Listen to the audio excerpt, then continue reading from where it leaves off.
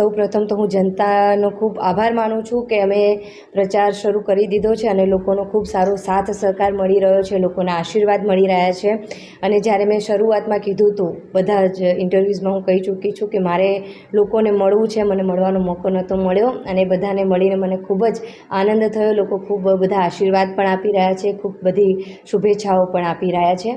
અને બીજું કે મુદ્દા હું અગાઉ પણ કહી ચૂકી છું કે નગરપાલિકાના કોઈ પણ કાર્ય કરતા હોય તો એના પ્રાયોરિટીમાં, એની પ્રાથમિકતામાં આવે છે કે આપણું શહેર સ્વચ્છ રહે, એની સ્વચ્છતા જળવાઈ રહે એવા કાર્યો કરવાના હોય છે. જેમ કે રોડ રસ્તાઓને લઈને કોઈ કાર્યો હોય, કોઈ સમસ્યાઓ હોય, કોઈ પાણી લઈને સમસ્યાઓ હોય કે દરેકને ઘરે આપણા શહેરમાં સ્વચ્છ પાણી મળવું જોઈએ દરેકને, વીજળીને લઈને કોઈ સમસ્યા હોય તો એના ઉપર જરૂરથી કાર્યો કરીશું.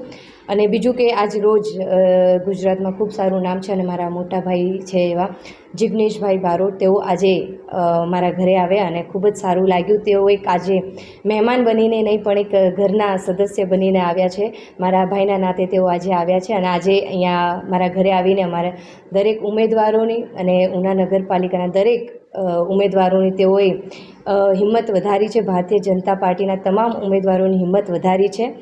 બસ હું જિગ્નેશભાઈની પણ ખૂબ આભારી છું કે તેઓ આજ રોજ અહીંયા આવ્યા છે.